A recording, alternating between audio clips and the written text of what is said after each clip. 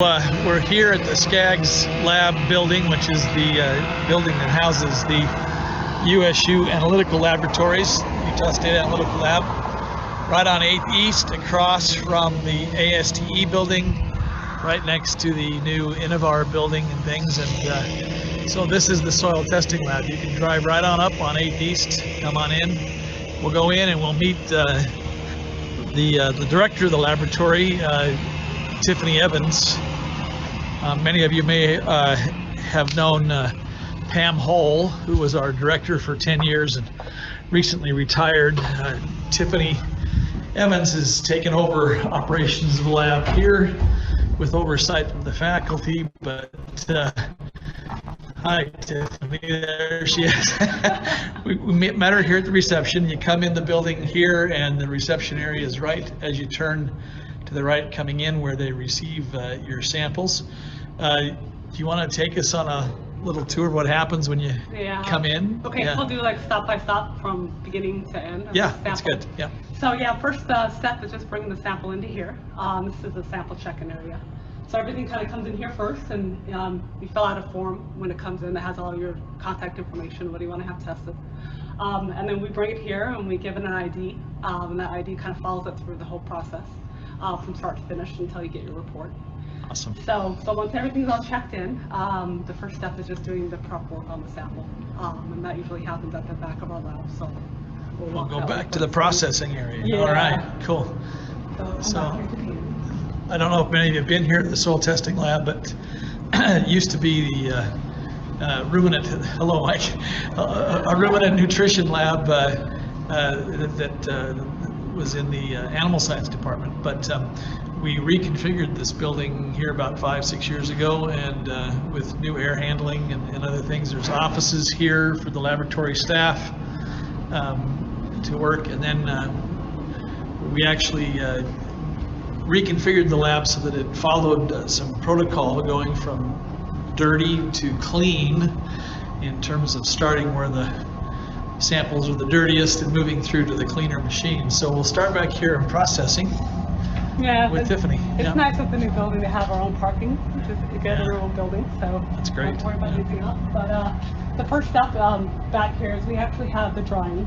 The soil samples that we get. We don't have a lot of samples right now. Let's just go on through the drying room here real quick. You can see. So these shelves here are where the samples come in and they dry them. You got air circulation going through here, fans and other things. And the soils are dried here on these racks. And then, once everything has been dried overnight, just air dried, we bring them into our grinding facilities back here. The grinding and additional drying if you need it. Soil powder grinder and hammer mill and plant grinders, UD mill for powder sampling, and Wiley mills for some of the coarser grinds for the plant samples. So we've got all the equipment in here to process those and prepare them. So all the dirty, dusty stuff takes place back here in these two rooms. You'll see here a big air handling system, dust handling system that handles all of that, takes it out to a large-scale industrial vacuum outside the building, which is nice to keep the dust down and keep the machines a little more protected from it. So, all right, so from here, where do we go? So after everything's been prepped, the next step is usually to turn it into some kind of a solution so it can go on our instruments. So the rest of the lab is kind of, the middle section is just getting it to that process. So for first example we have is I'm doing what's called a digest on some plant samples right now. And you just add acids and hydrogen peroxides over the day, over heat, break them down to a solution so they can be analyzed for element scan, so you can see deficiencies that might be in tissues. Right, so this is where you... So it starts out with just, put the powder sample after it's been prepped into the vials. And then over the day, it'll actually end up looking more like this when that's the finished process that we can actually put on our Icp and do an element scan. So if you're doing total elemental analysis and things like that of soils and plants, right? So we digest them down to solution levels and then run them through various analytical machines. I just wanted to kind of show them here too. As the samples are processed, they're labeled and numbered and stored in these containers as they go through the laboratory. So very controlled and carefully documented and stored. So it's awesome to see. We've got a lot more capability now in the lab to process the samples this way. So. And then over here is another kind of a process of how we get it down to a solution. We're just extracting some soil samples for the micronutrient test. So they just shake for a given amount of time with the solution, and then we take them over. After they're done shaking, we'll take them and just filter them through our filters to get the solution that comes off of them. And the same with this one, we'll actually take it over to our element scan and do the deficiencies that are in the soil this time. So rather than completely digesting a sample here, you're using either water or other extractants and shaking the soil together with them and removing what would be the plant available or the soluble components there. So that's awesome. Yeah, and then they can take these solutions that they get out of here once they've filtered them. You can see the filters getting ready to go there. On into the analytical machines as well. So cool. And then do you want to, since we're here, do you want to look at the weigh room? Yeah, go ahead. So the nice thing about the lab too, because it does go from dirty to clean, is having a very clean balance room. So this is their analytical balance room for weighing out the samples, and we have a heavy marble balance table here to get really accurate analytical measurements for some of the smaller sample sizes that need to be measured and prepared. So great little room for that. It keeps it completely separate. Love these little almost like 60s style drape doors on things. And then this, by the way, this is our most used area in the lab. This is for the pH and salinity testing of the soils. And it's probably about 90% of the soils that come in from gardeners and farmers have this test done on it. It's just a vacuum system. We do a saturated paste extract on all soils for the pH and salinity.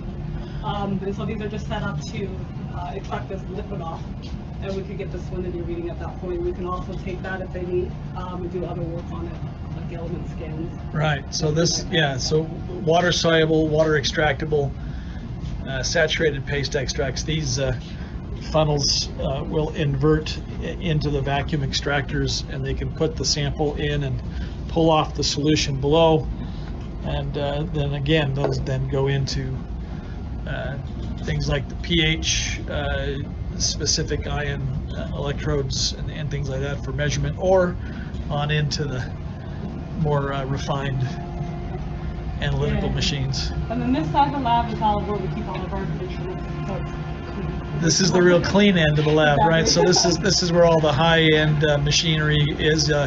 Explain to us what we got in this little cube here. This is the element chart. It's a total nitrogen, total carbon instrument. It's just a combustion analyzer. So what we'll do is we'll have to do a lot of manure or plant samples just to get like carbon nitrogen ratios. And it combusts at 950 degrees Celsius. It completely combusts everything and then captures whatever comes off of that, and it will give us the nitrogen and the carbon reading on each sample. Yeah, so our carbon nitrogen analysis. So everything that would be a carbon-based material or nitrogen-based material could be measured with something like this. So soils, plant samples, feed samples, other things would come through. Protein analysis, carbon analysis, nitrogen, total nitrogen, and things like that. So great machine there. I'm going to close it. So. And then in this room we have a couple different things. This is our major feed analyzer. It's an NIR instrument, and it does a nutritional scan of the feed samples. So they probably about 90% of the feed samples that come in want to have this test done. And it basically just tells you protein levels, fiber content, and everything just in one scan by itself. You take the plant sap off it, which has been prepped. These are powdered plant samples that come in, right? And they come into a mount, right? Place it face down on the instrument, and actually it will read all of the data at one time. So it takes an infrared scan, yeah, it right? takes maybe about 2 minutes per sample. It's really quick once the prep work's done on everything. And we can get all those nutritional relative values for farmers. That's awesome. Or growers. Yeah, so most of your feed analysis, your moisture content, your protein, ADF, NDF, soluble nutrients, and so forth, ash content, all measured All by measured together at one time. infrared. Yeah. Yep. So, yep. Yeah, and then over here is our auto titrators. This is a majority of our nitrates that we run on soils and feed. So we can look for, toxicity in feeds or just the available nitrate in Right. soils. So most of our the soluble nitrogen analysis on these, right? So yeah, cool. And then we got the coup de grace machines in here, the big. Yeah, this is our workhorse of it. So this is the Icp instrument. This is where we take all of our solution that we showed you along the way and put it into this instrument to get our element scans. So we run about 18 different elements at one time, and then we'll come up with the concentrations for us on our computer with percentages, like what percent of calcium, magnesium, iron that are in feeds and waters. Yeah. This is probably the most science fiction-y machine of. Maybe not. Wow, is it locked up? It's too hot. Maybe. So this is our the old standby, the atomic absorption. That you guys may have remembered from high school chemistry and things like that, but where you'll take the solution and put it in a flame, a gas flame.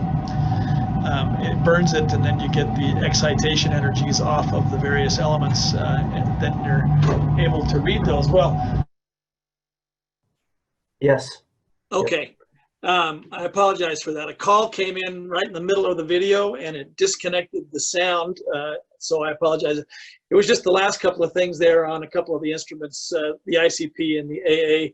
Those are the big workhorses that give us our total elemental analysis and things like that. So I thought it'd be good to go through a little tour there of the lab for you, let you meet Tiffany. Tiffany's doing a great job. She's been there a little over a year now.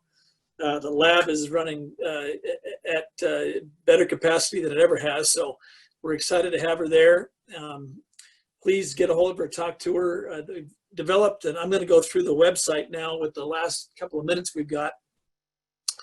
Can you all see the website there that I brought up? Nope, I'm not sharing my screen, am I? Let me go back to share.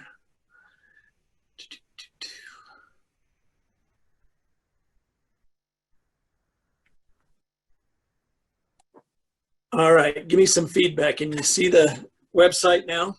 Yes, we can. Okay, so we did a little bit of improvement, a lot of improvement. We completely revamped the website for the soil testing laboratory, and we've changed the URL. It's soiltest.usu.edu, a little bit easier to remember. A couple of key things I wanted to point out. Let's just go to the agriculture one, since that's the one that's most interesting probably to everybody. The way we've configured it here is that there's a couple of tests that are highlighted there, but to order a test, you can download the form, and it brings up a form that has lots of options there to fill in your information and so forth, and the various tests that are available. If you go back to the to just the main page there, not the form. Sometimes you're looking for the test and you don't see the test you want with the different things you're interested in getting. If you click on additional soil tests there at the bottom, a table will come up and it'll show you some other things that are included in some of the other packages. If you still don't see what you want, if you go back up to the upper left and see where the tests are, bring down the drop-down box, you can go to the individual price lists. And then we have tables there for soil tests, the animal feed tests, the manure tests, plant tissue tests, and water that are all available there for you on an individual basis if you need just an individual test run on something there. But let me go back to the agriculture page. Once you've downloaded the form, there's a couple of options I wanted to show you that have changed. Typically, we've asked you to send your sample in with the payment so that it can be processed, but we're allowing now for online credit card payments and things like that. If you want to do a credit card payment, then mark on the form down here where I'm highlighting it that you want an invoice sent to you so that you can process a credit card payment. Then you don't send in any credit card information or anything like that. You check that box. And then once the sample has been processed, you'll come back into the main page, and down at the bottom of the main page, it says pay online down there at the bottom. You choose pay online and it brings up a payment box where you put your name in and the invoice number that gets sent back to you with your results so that they can connect the two, and then you can go ahead and pay once you've received your results. So that's the way that works. They'll give you an invoice number when you click that credit card payment box on the order form. So there's no need to send the payment in at the time on that. It makes it a little bit easier to obtain information and things on your sample. So with that, I'm going to say get in, explore the new website a little bit. I think you'll find that it's much improved. And one of the things I wanted to bring up right at the end is that for in-house, meaning USU samples, research samples, for those of you that are agents and things that are out there watching this, be aware that we've given Tiffany quite a bit of latitude now to work with bulk discounts and research discounts when we have a lot of samples for a research project.